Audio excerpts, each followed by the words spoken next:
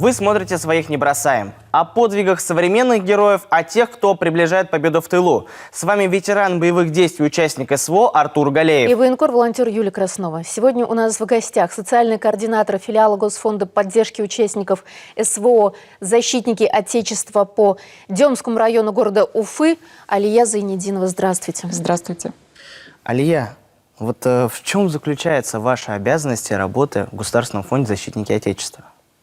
В мои обязанности входит это сопровождение ветеранов, участников специальной военной операции, инвалидов боевых действий и сопровождение членов семей погибших и безвестно отсутствующих военнослужащих. То есть мы оказываем всестороннюю поддержку членам семей, включая получение в мер социальных поддержек, в том числе как федеральных и региональных. Также мы занимаемся поиском без вести пропавших, то есть мы оказываем содействие в поиске. Это забор букального эпителия и составление разыскной карты. Также членам семей погибших военнослужащих мы постоянно с ними на связи, сопровождаем их, то есть консультируем, оказываем психологическую помощь, юридическую консультацию. Когда возникают проблемы, трудности, пытаемся помочь им решить. Вот ваши рабочие будни. К вам приходят люди? Да, конечно, приходят. У нас ежедневный поток людей, как из числа членов семей погибших, ветеранов с инвалидностью. У каждого есть свои вопросы, свои проблемы. Допустим, к нам приходят ветераны с инвалидностью для получения выплат 1 миллиона, то есть доплата за ранение, за то, что они получили инвалидность. Члены семей погибших приходят для получения консультации по получению пенсии, по потере кормильца, выплат по гибели. Решаете вопросы?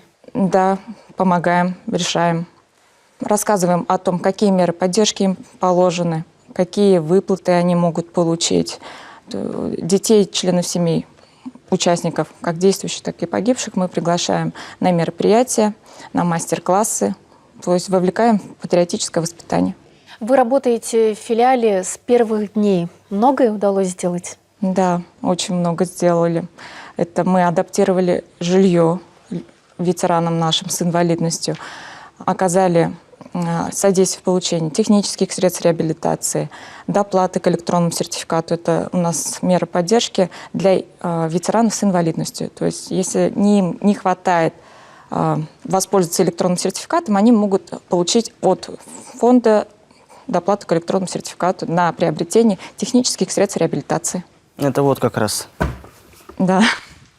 Алия, скажите, пожалуйста, бывает ли такое, что вот за ветераном нужно его сопровождать и прям каждый шаг за шагом?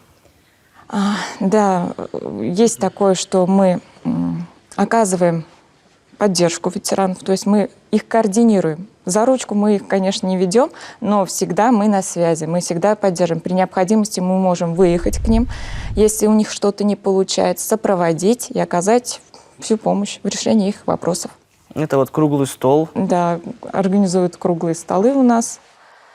Проводится юридический десант, где члены семей участников СВО, сами участники СВО могут получить консультацию по своим вопросам. К вам обращаются сами участники из зоны СВО?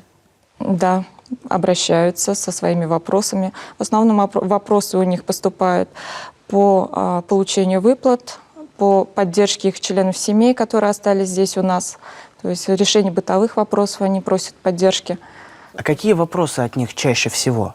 Это получение именно выплат за заключение контракта, то есть получение мер социальных поддержки, это получение региональных мер поддержки, то есть для их детей это получение бесплатного питания, проезда на общественном транспорте, обучение детей военнослужащих и получение мер поддержки в виде решения бытовых вопросов. Скажите, а какие меры поддержки, социальной поддержки наиболее востребованы среди ветеранов? Наиболее востребованные – это получение санаторно-курортного лечения и получение земельных участков. Вот это две меры поддержки, которые необходимы им, которыми они пользуются чаще всего. Вот лично я пользуюсь, я получаю высшее образование бесплатно за счет бюджета Республики Башкортостан. Бесплатные парковки – это одна из самых моих любимых мер поддержки. И я встал на получение земельного участка. Поэтому большое спасибо нашей республике, что у нас есть меры региональной поддержки для участников СВО. Как минимум уже 3 из 54 мер региональной поддержки, Артур, ты воспользовался. Все правильно. Алия, как быть тем, у кого родственники пропали на СВО? Куда им обращаться? В первую очередь они могут обратиться к нам, в Фонд «Защитники Отечества». Мы находимся в городе Уфе, на улице Мингажева, 107. Здесь работают социальные координаторы, ведут прием. Они помогают составлять разыскные карты, берут букальные эпителии и определяют дальнейшие действия семей военнослужащих. Также каждый член семьи без вести пропавшего у нас проходит психологическую консультацию, что они не переживали, не терялись, то есть чтобы они знали, что они не одни в своей проблеме. А как быть тем, кто живет не в Уфе, а, скажем, в Белокотайском районе республики? У нас в каждом районе Республики Башкортостан работают социальные координаторы. При возникновении вопросов они могут к ним обратиться. То есть в каждом районе у города Уфы, Республики Башкортостан все обеспечены социальными координаторами. Вы сами принимаете участников специальной военной операции, помогаете ветеранам. Вам не сидится в фонде? Иногда приходится сидеть, потому что поток большой у нас. У нас ведется много работы, но в основном мы всегда идем к своим вольным ветеранам, ветеранам с инвалидностью, потому что они нуждаются в нашей помощи. Они нуждаются, чтобы мы им подсказывали, мы им помогали. То есть мы их социализируем и адаптируем после военного, так скажем, времени, чтобы они смогли начать мирную жизнь уже здесь. А как становятся социальными координаторами? Кто эти люди? Социальные координаторы — это люди, я скажу, наверное, с большой буквы, потому что социальным координатором работать тяжело в том плане, что каждую ситуацию, каждую проблему ты пропускаешь через себя. Переживаешь так же, как и родственники без вести пропавших, как члены семей погибших. Социальные координаторы — это как наставники. Наставники, которые курируют тебя, помогают решить твои вопросы. Вам какие качества помогают эту нагрузку выдерживать? Наверное, моя отзывчивость, доброжелательность. И, наверное, то, что все-таки в моей семье тоже есть военнослужащие. И я понимаю вот эту всю трудность, тяжесть, ожидание, когда вернуться домой. И поэтому, наверное, больше эмпатия идет. Эмпатия, чувство помощи, поддержки. Подсказать, что они не одни. Республика очень много помогает участникам СВО. И у вас в Демском районе Уфы волонтеры тоже ведь плетут сети, вяжут носки, заливают окопные свечи. Вы находите на это время? К сожалению, у меня времени достаточно ограничено в связи с тем, что у меня выезды к ветеранам, к членам семей погибших. Но когда идут сбор гуманитарной помощи, я всегда принимаю участие. А кто эти люди, которые оказывают волонтерскую помощь в виде заливки свечей, вяжут сети маскировочные? Наш волонтерский штаб — это тепло наших сердец. Оно находится на Левитана, 36. Это мамы, братья, сестры всех наших военнослужащих, которые принимают участие в плетении маскировочных сетей и в пошиве одежды. Среди них есть Гульсина Шайнурова. Она является волонтером уже с первых дней, который помогает именно в поддержке, в помощи, в сборе гуманитарной помощи участникам СВО. Скажите, пожалуйста, как становятся социальными координаторами? Социальные координаторы, они проходят отбор.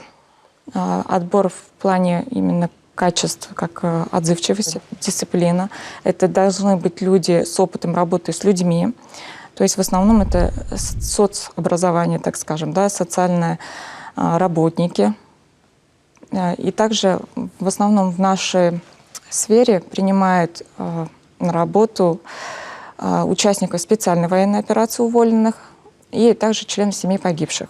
То есть в большинстве у нас работают социальные координаторы именно из числа целевой группы. Они, получается, проходят обучение и уже приступают к работе социального координатора.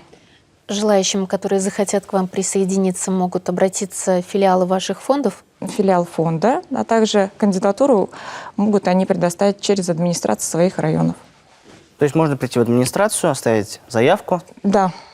Когда у нас открываются ставки, мы сообщаем об этом администрации или нашим коллегам, социальным координаторам, которым необходима помощь, то есть нагрузка очень большая идет на социальных координаторов, и уже через фонд «Защитники Отечества» и через посредственно с администрациями районов берется кандидатура на рассмотрение на должность социального координатора.